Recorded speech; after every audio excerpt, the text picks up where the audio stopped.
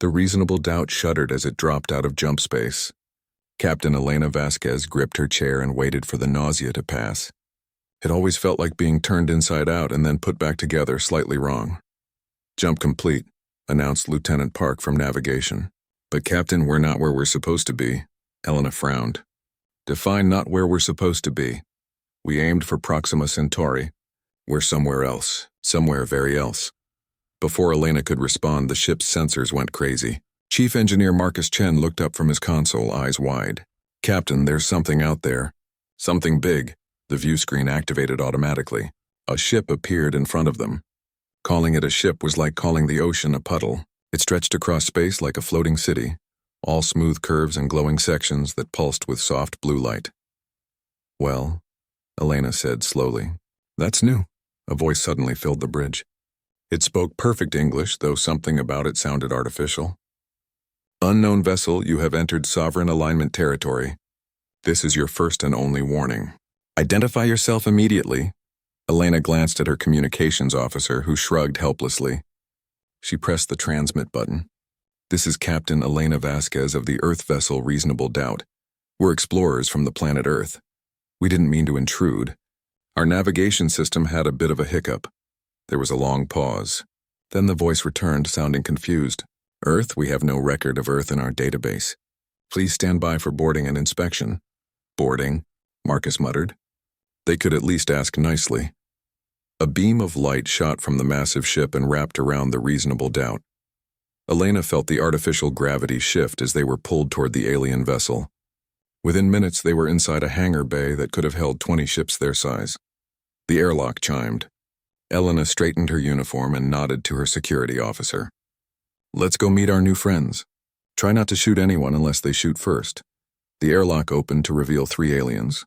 They stood on 2 legs like humans, but that was where the similarity ended. Their skin was a deep purple, their heads were elongated, and they had 4 arms instead of 2. They wore robes that seemed to shimmer and shift colors. The tallest alien stepped forward. "I am Ambassador Kretak of the Sovereign Alignment. You have stumbled into our space, which is remarkable given that you should not possess the technology for faster-than-light travel." Elena extended her hand. "Nice to meet you. Yes, we have FTL. We invented it about 5 years ago. We call it a jump drive." Kretak stared at her hand, then carefully touched it with one of his own hands. "Fascinating. And you developed this independently?" "Yep. Took us 40 years and 6 failed prototypes, but we figured it out." The ambassador's expression was hard to read, but he seemed taken aback. "Most species require thousands of years to achieve interstellar travel. Your species must be quite ancient," Marcus laughed. "Ancient? We only invented the computer about 200 years ago." Another alien, smaller and with bright green markings, stepped forward. She spoke in a melodic voice. "I am Science Coordinator Velana. Your claim is impossible. No species develops jump technology in such a short time." "Well, we did," Marcus said cheerfully. "It's not pretty and it's loud as hell, but it works. Want me to explain the physics? Fair warning. We don't fully understand why it works. We just know that it does." Velana's eyes widened. "You built a faster-than-light drive without understanding the underlying principles?" "I mean, we understand some of it," Marcus said defensively. "We just kind of brute-forced the math until something worked." "Is that not normal?" Kretak and Velana exchanged glances. The third alien, who hadn't spoken yet, made a sound that might have been laughter. "Please," Kretak said, gesturing toward a doorway. "Come with us. You must see the council. This is a momentous occasion. First contact with a new species." They were led through corridors that seemed to glow from within. Everything was smooth and clean with no visible seams or joints. Holographic displays floated in the air showing alien text and images. Lieutenant Park pulled out her phone and started taking pictures. "What is she doing?" Velana asked, alarmed. "Taking photos," Elena explained. "Is that okay?" "We like to document things." "That is a communication device?" Velana asked, staring at the phone. "It seems quite primitive." "It takes good pictures, though," Park said, snapping one of Velana. "Smile." They entered a massive chamber with a curved ceiling that showed stars above them. At the center was a raised platform where several more aliens sat. They were different species, Elena realized. Some looked like giant insects, others like floating jellyfish, and one appeared to be made of living crystal. Kretak gestured for the humans to approach. Honored Council, I present to you representatives of the species called humans from a planet called Earth. They claim to have developed jump technology independently in less than one planetary cycle, the council members whispered among themselves. One of them, the crystal being, spoke in a voice that sounded like wind chimes. Humans, we welcome you to the Sovereign Alignment. We are a coalition of 40,000 species spanning this galaxy. We have existed for 10,000 of your years. You stand before the greatest civilization in known space. Elena looked around the chamber, then back at the council. That's impressive. Really impressive. How many galaxies have you explored? The crystal being seemed confused. Galaxies?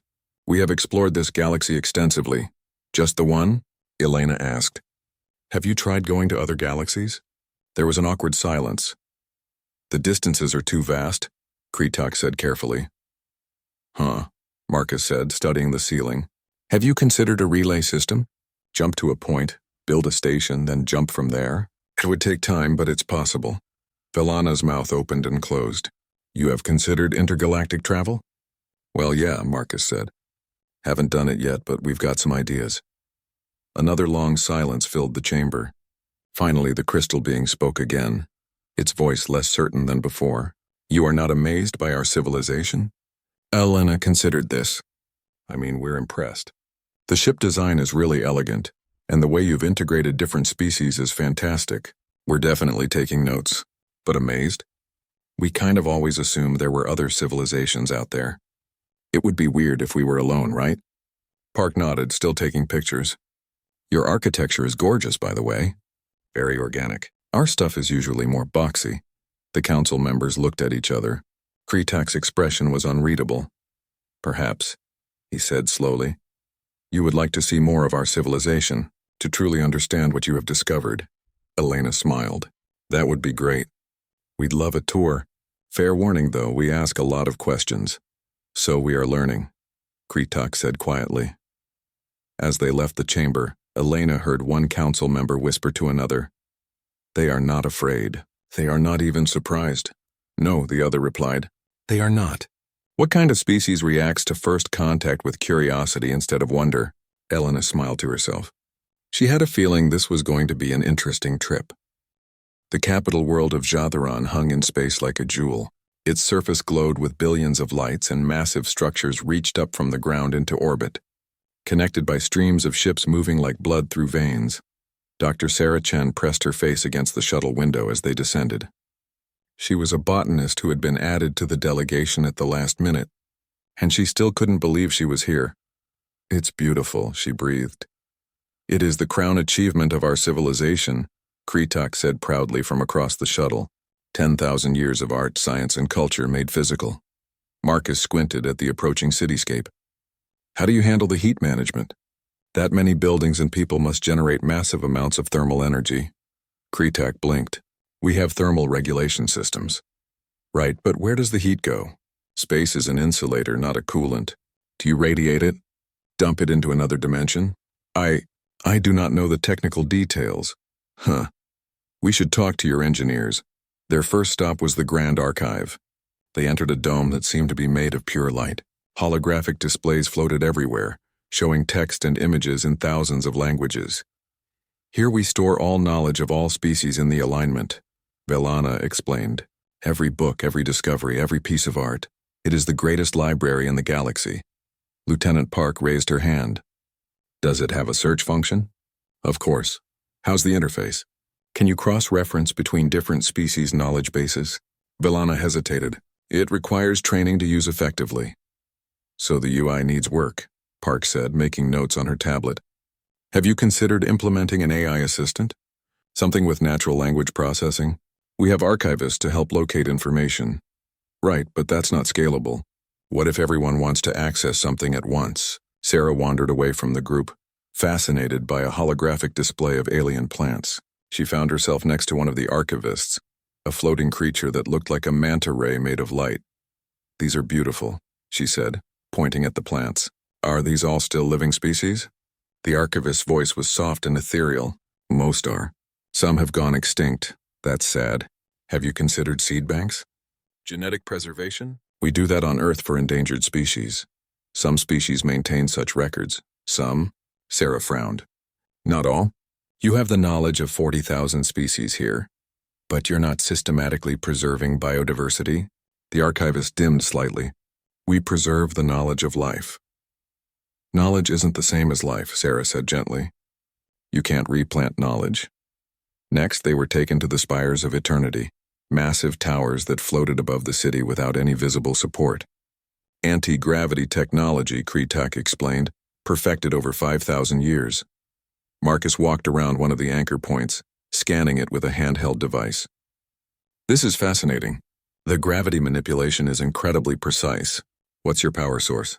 0-point energy taps, Kretak said. Nice, what's your redundancy system? What happens if the power fails? The power does not fail. These spires have stood for 5 millennia. Right, but what if it did? Do you have emergency protocols? Kretak's expression was hard to read. Why would we plan for something that will not happen? Because entropy is a thing? Marcus said. Look, I'm not trying to be rude. This is amazing engineering. I'm just trying to understand the safety systems. One of the other aliens in their guide group, an insectoid creature named Tiktar, spoke up. Your species plans for failure? We plan for everything, Elena said. Hope for the best, prepare for the worst. It's kind of our thing. The afternoon brought them to the fabrication center, where they demonstrated molecular assembly technology.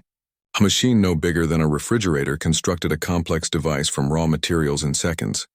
Impressive, Marcus admitted. How's the energy efficiency? Adequate, Villana said. What's the waste heat? We have cooling systems. But what's the actual efficiency ratio? Input energy versus output product? Villana consulted a display. Approximately 43%. Marcus's eyebrows shot up. 43? That's not great. Our 3D printers are hitting 70% now. Your printers? Villana said faintly. Yeah, we've been working on molecular assembly for about 20 years. Still experimental, but we're making progress. The final stop of the day was the Eternal Council's private chambers. Here they met beings who had lived for thousands of years, their consciousness transferred from body to body as needed. One of them, an ancient being named Thoraxis, spoke in a deep, rumbling voice. We have witnessed the rise and fall of civilizations. We have seen stars born and die. We are the living memory of this galaxy. Sarah raised her hand tentatively. Can I ask a philosophical question? Of course, young human. When you transfer your consciousness to a new body, how do you know you're still you? I mean, is it really continuity of consciousness, or is it more like making a copy while the original dies? Thoraxis was silent for a long moment. That is a question we have debated for millennia. Oh, Sarah said. Sorry, I didn't mean to bring up a sensitive topic. No, Thoraxis said slowly. It is a valid question. One we perhaps should consider more carefully. That evening, the humans were given quarters in a luxury hotel that overlooked one of Jotheron's quantum gardens. Sarah couldn't resist going outside to look at the plants. They were beautiful, shimmering with inner light and growing in impossible geometries. She knelt down to examine one closely and laughed. What's funny? Elena asked, joining her on the balcony. These amazing quantum-engineered plants, Sarah said, pointing. They have aphids. Aphids? Tiny insects that feed on plants. They're pests. Even with all this advanced technology, they still have to deal with bugs eating their gardens. Elena smiled. That's kind of reassuring, actually, right? Some problems are universal. Back in the government quarter, Kretak sat with Villana and Tiktar in a quiet office. They had been discussing the humans for hours. They are not reacting as expected, Villana said. Every other species we have encountered was overwhelmed by first contact. They were amazed, frightened, or reverent. The humans are critiquing us. They treat our greatest achievements as starting points, Tiktar clicked, as if everything we have built is merely a rough draft. Kretak was quiet, thinking about the day's events. They are not trying to be insulting. I do not think they understand that they are being insulting. Then what are they trying to do? Villana asked. I think, Kretak said slowly, they are trying to understand. They see our technology not as magic or miracles, but as engineering problems with solutions. They are treating us as equals who happen to be further along in some areas. Should we not be equals? Villana asked. The question hung in the air. We have always been the elder species, Kretak said finally. The teachers, the guides. We have never encountered a species that refused to be impressed by us. Are they impressive? Tiktar asked. Kretak thought about Marcus asking about heat management, about Sarah questioning consciousness transfer, about Park wanting to improve the archive's interface. I do not know, he admitted, but they are certainly interesting. In her quarters, Sarah made notes in her journal about the plants she'd seen. At the end, she wrote, "They've built something incredible here. 10,000 years of civilization, and it's genuinely beautiful. But I can't shake the feeling that they've stopped asking questions. They've reached their peak and decided to stay there. I wonder what happens when a civilization decides it's done growing." She looked out at the glowing city and smiled. I guess we're about to find out. 3 months had passed since the reasonable doubt stumbled into sovereign alignment space. Earth had sent more ships, more people, and more questions. Lots of questions. Ambassador Chen Wei sat in his new office on Jatharon and rubbed his temples. His daughter Sarah had warned him that this job would be complicated, but he hadn't quite believed her until now. "Sir," his assistant said through the intercom, "Ambassador Kretak is here. He says it's urgent. Send him in." Kretak entered looking agitated, which was concerning because the alien was usually calm. He placed a data tablet on the desk. "Your engineers," Kretak said without preamble, "have published a paper." "That's good, isn't it? Sharing knowledge?" "They have published a paper pointing out 17 inefficiencies in our standard hyperdrive design." Chen picked up the tablet and skimmed the abstract. "Oh, that does sound critical." "It is causing chaos," Kretak said. "Younger species are reading it and asking why we have not addressed these issues. Some are calling it insulting. Was it wrong?" Kretak sat down heavily. "No, it was entirely correct." "That is the problem," Chen sighed. "I'll talk to them about diplomatic phrasing." "It is not just the engineers," Kretak continued. "Your medical staff has developed treatments for 3 diseases we considered incurable. That's good news, isn't it?" "It would be, except they did it in 3 months. We have been trying to cure these diseases for centuries." Chen leaned back. "Let me guess. People are asking uncomfortable questions." "Many questions," Kretak agreed. "Your daughter has also caused an incident." "Sarah? What did she do?" "She presented a paper on our agricultural methods suggesting we could increase crop yields by 40% using basic crop rotation and companion planting. She called our current methods inefficient monoculture. Was she right?" "Preliminary tests suggest yes," Chen groaned. "I'll talk to her too." After Kretak left, Chen called his daughter. Her face appeared on the video screen, looking tired but excited. "Dad, perfect timing. You need to see what we found in the archive. Did you know they've barely touched biochemical computing? The possibilities are..." "Sarah, we need to talk about diplomacy." She deflated slightly. "I upset someone again, didn't I? You're telling a 10,000-year-old civilization that they're doing agriculture wrong, but they are doing it wrong. Dad, they have the space and resources to do proper permaculture, but they're stuck in industrial farming methods that aren't even efficient. Someone needed to say something. Maybe someone needed to say it more gently." Sarah was quiet for a moment. "I'm trying, Dad, I really am. But everywhere I look, I see missed opportunities. They have all this knowledge, all this technology, but they're not combining it in new ways. They're just maintaining what they have. That's not our problem to solve." "Maybe it should be," Sarah said softly. "Maybe that's why we met them." Across the city, Marcus Chen stood in a maintenance bay with a group of alignment engineers. They were looking at a power distribution hub that served an entire district. "This is the problem," Marcus said, pointing at a glowing conduit. "See how the energy flow creates this feedback loop?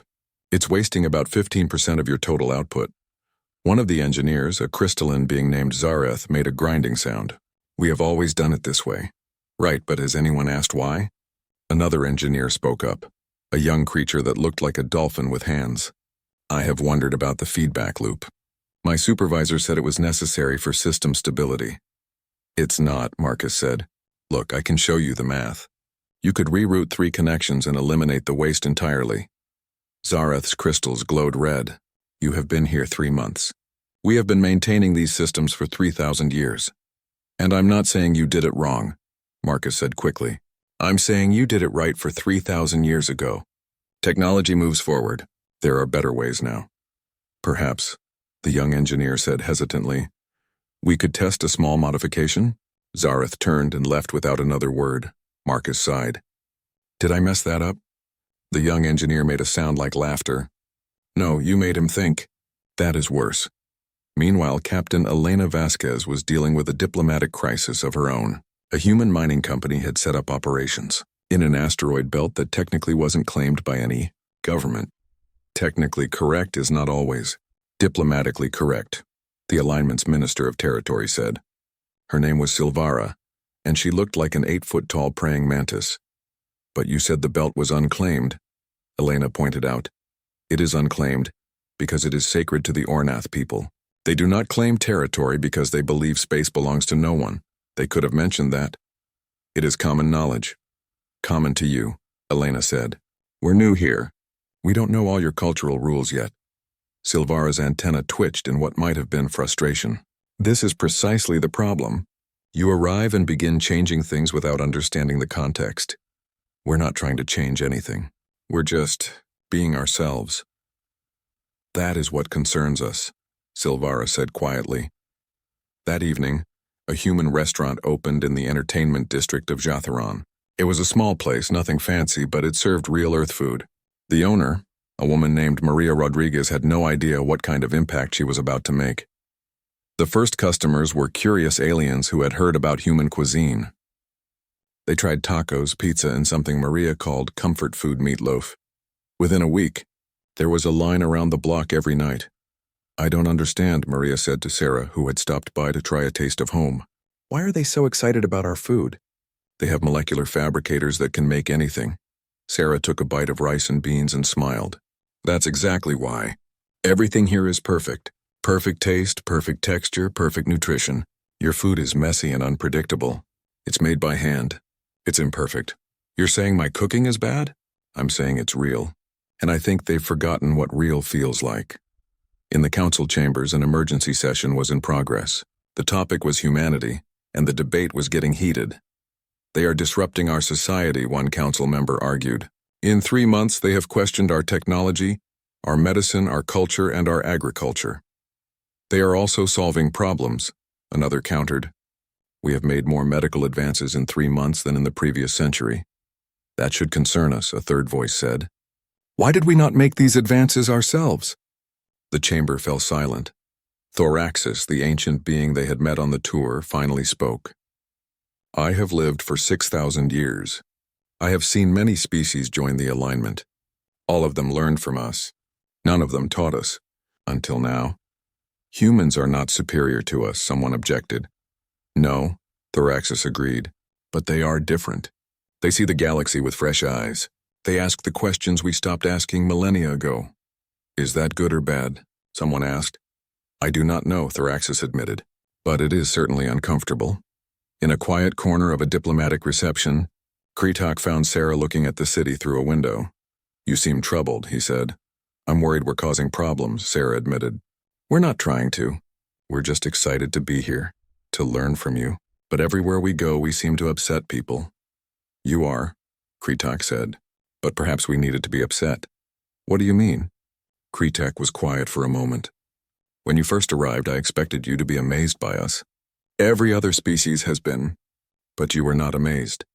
You were interested. You saw our achievements and immediately began thinking about how to improve them. That's rude, isn't it? It is honest, Kretak said. And honesty is something we have been avoiding. We have been congratulating ourselves on our achievements for so long that we forgot to keep achieving. You're being too hard on yourselves, Sarah said. You've built something incredible here. We built it and then stopped building, Kretak replied. You humans, you are still building, still questioning, still growing. It is exhausting to watch, but also inspiring. Before Sarah could respond, Kretak's communicator chimed. He checked it and his expression changed. What is it? The Zarketh Dominion has made direct contact with Earth. They are offering your planet technology in exchange for your engineering expertise. Sarah's stomach dropped.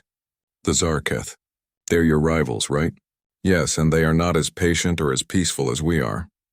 Kretak looked at her seriously. Your species has a choice to make, and that choice will shape the future of this galaxy. Sarah looked out at the glowing city and wondered what her father would say. Whatever choice Earth made, she had a feeling the galaxy would never be the same.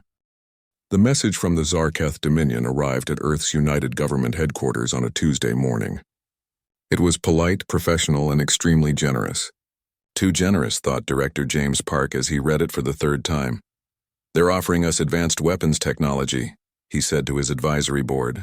Defensive shields, energy weapons, and something called a reality anchor that prevents hostile teleportation. What do they want in return? Asked General Okonkwo, technical consultants.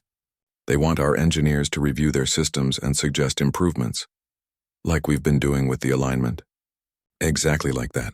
The room was quiet. Everyone understood what this meant.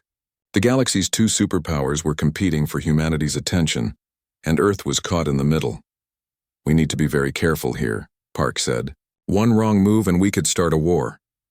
Or end one, someone suggested. If we can get them talking to each other instead of competing. That's optimistic, Okonkwo said.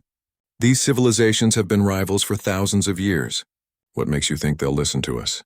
Because, Park said slowly, we're the only ones who aren't impressed by either of them. On Jotharon, the alignment was having its own crisis. The Eternal Council had been in session for 3 days straight, and tensions were rising. The younger species are questioning everything, one council member said. Our authority, our technology, our leadership, all because of human influence, and is that not a good thing? Velana asked.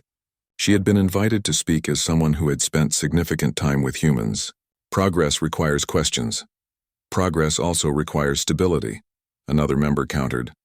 We have maintained peace for 10,000 years by maintaining order. Maintained or enforced? Velana asked quietly. The chamber erupted in argument. Thoraxis raised one massive hand for silence. We are asking the wrong question, the ancient being said. The question is not whether humans are disrupting our society. They obviously are.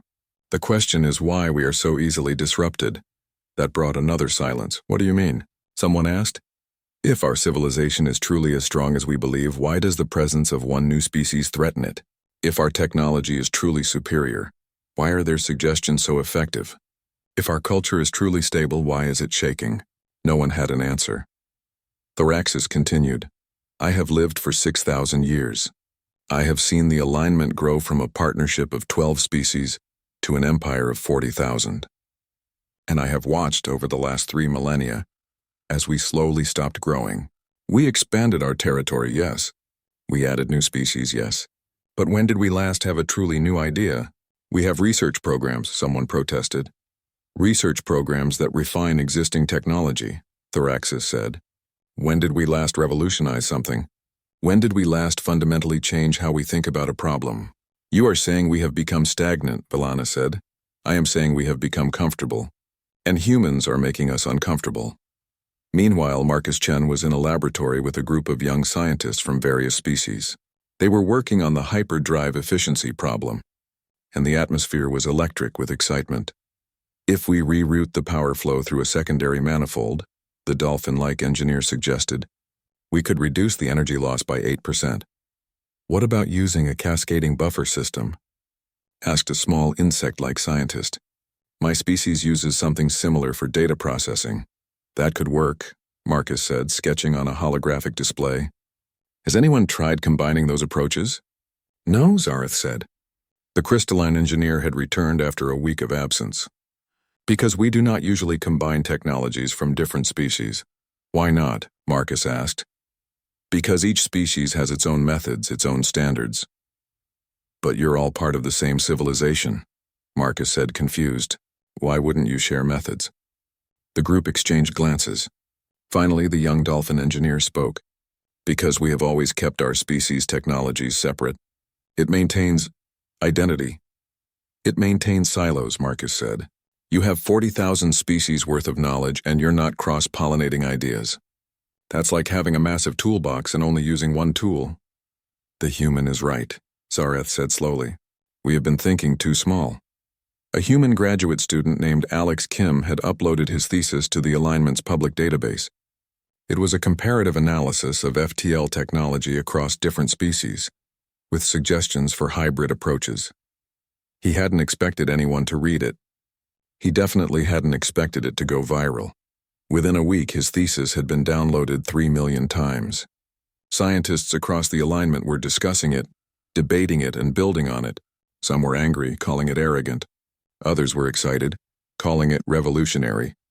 Alex sat in his small apartment on Jotharon, staring at his messages in disbelief. "I think I broke the internet," he said to his roommate, a human linguist named Dana. "You broke their entire academic system," Dana corrected. "Look at this comment thread. They're arguing about whether it's appropriate to question established theories." "Of course it is. That's how science works." "Not here, apparently. They've been refining the same theories for thousands of years without fundamentally challenging them." "That's not science," Alex said. "That's religion."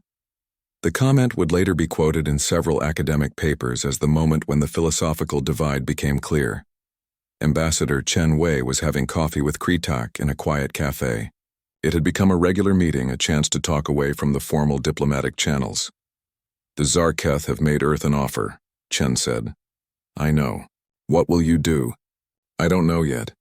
"What do you think we should do?" Kritak was surprised by the question. "You are asking my opinion?" "Of course. You're our friend. I am your diplomatic contact." "You're both," Chen said. "Look, I know this is a complicated situation. The Zarketh are your rivals. But from what I've learned, the rivalry is mostly historical. You haven't actually fought a war in 2,000 years. Because we maintain strict boundaries. Maybe those boundaries are the problem," Chen suggested. "Have you ever considered just talking to them? Not as rivals, but as neighbors?" Kritak was quiet for a long moment. "That is a very human suggestion. It's a very practical suggestion. You're both worried about us disrupting your society. Maybe you should disrupt each other's societies instead, in a good way. I do not think the council would approve." "The council is terrified," Chen said bluntly. "Not of us, but of change. And I'm starting to think that's the real problem here." That evening, Sarah met with Kritak at his request. They walked through one of Jotharon's parks surrounded by bioluminescent trees. "You asked me once why we are not amazed by your civilization," Sarah said. "I've been thinking about that. And? We are amazed. We're constantly amazed, but we're not surprised." She paused, trying to find the right words. "We always believed we'd find other life out here. We hoped for it, dreamed about it. So when we found you, it wasn't a shock. It was a confirmation.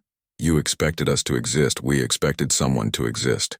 And we expected them to be people like us. Smart, creative, flawed people who built amazing things and made mistakes and kept trying." She smiled. "You're exactly what we hoped for. You're not gods or angels or anything mystical. You're just people who've been doing this longer than we have." "Just people," Kritak repeated. "The best kind of people," Sarah said. "The kind who build beautiful cities and preserve knowledge and try to make the galaxy better. But also the kind who get stuck in their ways and stop asking questions." "You think we have stopped asking questions, haven't you?" Sarah asked gently. "When was the last time someone in the alignment said, 'What if we're wrong?' When was the last time you tried something completely new, not knowing if it would work?" Kritak didn't answer immediately. They walked in silence through the glowing trees. "You asked why you are not amazed by us," he said finally. "Perhaps the better question is, why are we so amazed by you?" "Because we're new." "Because you are still growing," Kritak said. "We have spent 10,000 years building a stable civilization. You have spent 200 years breaking everything and rebuilding it better. We admire stability. You admire progress. Those are not compatible values." "They could be," Sarah said. "You need some stability. We need some patience. Maybe that's why we met. To balance each other, to learn from each other."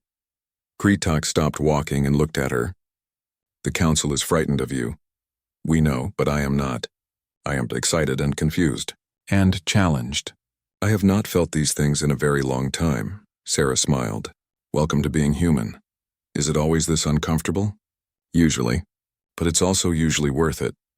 Back on Earth, Director Park had made his decision. He composed a message and sent it to both the Sovereign Alignment and the Zarketh Dominion. It read, "Thank you for your offers. Earth chooses to remain independent and open to friendship with all galactic powers. We will share our knowledge freely with any who ask, and we welcome knowledge shared freely in return. We will not take sides in conflicts that are not ours, but we will gladly facilitate dialogue between all parties. We are new to this galaxy, but we believe in a simple principle. Everyone benefits when everyone cooperates." It was naive. It was idealistic. It was very human, and it changed everything. 5 years after first contact, the galaxy looked different. Not dramatically different, but subtly changed, like a river that had shifted its course. Dr. Sarah Chen stood in front of a classroom on Jatharon, teaching a course called Practical Engineering Philosophy. Her students were a mix of species, young scientists and engineers who wanted to understand the human approach to problem solving. The key, she said, writing on a holographic board, is to always ask why 3 times. Why does it work this way? Why was that choice made? Why hasn't it changed? A student raised a tentacle. It was a kular, a species that looked like a floating jellyfish. But Professor Chen, is it not disrespectful to question the designs of elder engineers? It's only disrespectful if you ask with disrespect, Sarah said. You can question something while still honoring the work that went into it.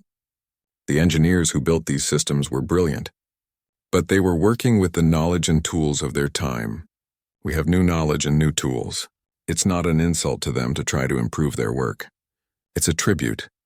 Another student, the young dolphin engineer who now went by the name Kilmar, spoke up. Humans seem to view all technology as temporary, as if nothing is ever finished. Because it isn't, Sarah said. There's no such thing as a perfect solution, only the best solution for right now. The moment you think you're done, you stop improving. That sounds exhausting, the Kular said. Sarah laughed. It absolutely is, but it's also exciting. Across the city, Marcus Chen was in a much larger venue. The Innovation Council was holding its quarterly meeting, and the amphitheater was packed. The council had been formed 3 years ago, after the alignment finally accepted that its traditional approach wasn't working anymore. Marcus stood at the podium, presenting the latest hybrid hyperdrive design. It combined alignment technology, Zarketh power systems, human engineering principles, and innovations from 12 other species. The test results exceeded all projections, he said, displaying graphs. We're seeing 60% better efficiency than standard hyperdrives, and the system is more stable. We're calling it the Unity Drive. There was applause, but also some grumbling from the older members of the audience. During the question period, a crystalline engineer stood up. It was Zareth, who had eventually become one of the project's strongest supporters. I have worked with human engineers for 5 years now, Zareth said. I will admit that I found them frustrating at first. They questioned everything. They suggested changes to systems that had worked for millennia. But I have learned something important. They were not questioning our competence. They were questioning our assumptions. And there is a difference. More applause, louder this time. After the presentation, Marcus was approached by a delegation from the Zarketh Dominion. They were tall reptilian beings with scales that shimmered in the light. Mr. Chen, their leader said, we would like to invite you to speak at our science academy. Marcus blinked. In Zarketh space? Is that allowed? 5 years ago, no. Today, yes. Times are changing. Those changes had started with a simple meeting. After Earth announced its policy of open cooperation, both the alignment and the Zarketh had been forced to reconsider their relationship. If humanity was going to share knowledge with everyone, the two powers had 2 choices: compete for human favor or try to actually work together. They chose the latter, reluctantly at first. But Ambassador Chen Wei had been persistent. He sat now in his office reading reports from the first Joint Alignment Zarketh research station. It was a small facility, studying asteroid mining techniques. Nothing dramatic, but it was a start. Kreetak entered without knocking. They had become close friends over the years, close enough that formality seemed silly. Have you seen this? Kreetak asked, tossing a datapad on the desk. Chen picked it up and read. It was a news article about a protest on one of the alignment's outer worlds. Conservative groups were demanding that the human contamination be stopped and that the alignment return to traditional values. How big is this group? Chen asked, small but vocal.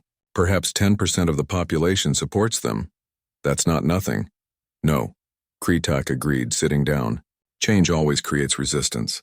But I think that is healthy. Chen raised an eyebrow. You think protests against us are healthy? I think debate is healthy. Disagreement is healthy. For 10,000 years, the alignment has valued consensus above all else. But consensus without dissent becomes stagnation. If people are arguing about the direction we should go, it means we are actually moving. That's very philosophical. I have been taking classes from your daughter, Kretok said with what might have been a smile. She has infected me with human thinking. I'm sorry about that. I am not. Captain Elena Vasquez stood on the bridge of the Reasonable Doubt, which was now part of a joint exploration fleet. They were approaching an uncharted system, accompanied by ships from 6 different species. Sensors are picking up structures on the 3rd planet, Lieutenant Park reported. Artificial structures. Another new species? Elena asked. Looks like it. Should we follow first contact protocols? Elena smiled, remembering their own first contact 5 years ago. Yes, but let's try to be a little more diplomatic this time. Prepare a greeting in multiple languages, and for heaven's sake, nobody critique their technology until we've at least introduced ourselves. The crew laughed. They had all heard the stories. When they made contact with the new species, a race of beings that looked like bipedal otters, the greeting was professional and warm. Elena explained that they represented a coalition of species who explored the galaxy together. The otter beings were appropriately amazed. But after the initial shock wore off, their leader asked, "What do you want from us?" "Want from you?" Elena asked. "Nothing. We just wanted to say hello and see if you needed anything." "Everyone wants something." "Well, we'd love to learn about your culture and your technology if you're willing to share, and we'd be happy to share ours, but there's no pressure. You can join the galactic community when and if you're ready." The otter being looked confused. "You are not here to conquer us or demand tribute?" "Definitely not. We're here to be neighbors. That is unusual." "Yeah, we get that a lot," Elena said. "Humans have this weird idea that meeting new people should be friendly and cooperative. We've been spreading it around. It's catching on." Back on Earth, Alex Kim was defending his doctoral dissertation. It had become famous throughout the alignment, and his committee included professors from 4 different species. His thesis proposed a radical restructuring of how the galactic academic system worked, removing barriers between species-specific knowledge bases and creating a truly integrated approach to science. The fundamental problem, he argued, is not a lack of knowledge but a lack of knowledge transfer. Each species has developed amazing technologies, but they're trapped in silos. We need to break down those walls. One of the alien professors, an elderly scholar from an insectoid species, spoke up. "You are young and have only known the galaxy for 5 years. What makes you think you understand our academic traditions better than we do?" "I don't," Alex said honestly. "I don't understand your traditions at all. But I understand knowledge, and I understand that the best ideas come from combining different perspectives. Your traditions are valuable, but they shouldn't be walls. They should be bridges." The professor was silent for a moment, then made a clicking sound that might have been laughter. "Approved. Your degree is granted, and I hope you will come teach at my university." That evening, there was a celebration at Maria's restaurant, which had expanded to 3 locations across Jatharon. The place was packed with humans and aliens, all eating Earth food and sharing stories. Sarah found Kretok sitting alone at a corner table watching the crowd. "You look thoughtful," she said, sitting down. "I am remembering," Kretok said. 5 years ago you asked me why I was not amazed by you. Do you remember what I answered? You were amazed by how we kept growing. Yes, and now 5 years later I see that you have not stopped growing. But more than that, you have made us start growing again." Sarah looked around the restaurant. She saw a crystalline engineer teaching a human student about quantum mechanics. She saw a Zarketh diplomat laughing with an alignment scientist. She saw species that had never mixed before sharing a table and sharing ideas. "I don't think we did that," she said. "I think we just reminded you that you could. Perhaps, but the reminder was needed." Kretok paused. "Tell me honestly, are you still not amazed by us?" Sarah thought about the question. "I'm amazed every day. Not because you've built impossible things or lived for thousands of years. I'm amazed because you were willing to change. You were comfortable, successful, powerful. You could have rejected us, kicked us out, insisted that your way was the only way. But you didn't, you listened. You adapted, you grew. That's the most amazing thing of all. Even though it was uncomfortable, especially because it was uncomfortable." They sat in comfortable silence for a moment watching the celebration. "What happens now?" Kretok asked. "Where do we go from here?" "Forward," Sarah said simply. "Together. Making mistakes, fixing them, asking questions, finding answers. The same thing we've always done. The same thing you used to do before you forgot how. And if we fail, then we fail together and try again. That's very human, but I think you're starting to understand it. Kretak's expression shifted into something that Sarah had learned to recognize as a smile. Yes, I think we are. Above them, through the restaurant's transparent ceiling, ships moved between the stars. Human ships, alignment ships, Zarketh ships, and dozens of others. They moved together, exploring, trading, learning. The galaxy had not been revolutionized. There had been no dramatic war, no earth-shattering revelation. Humans had simply shown up, refused to be impressed by the status quo, and started asking questions. Sometimes that was all it took. On Earth, a young girl looked up at the stars and asked her mother, "Are we alone?" Her mother smiled. "No, sweetie, we're not alone. We never were. And now we know it.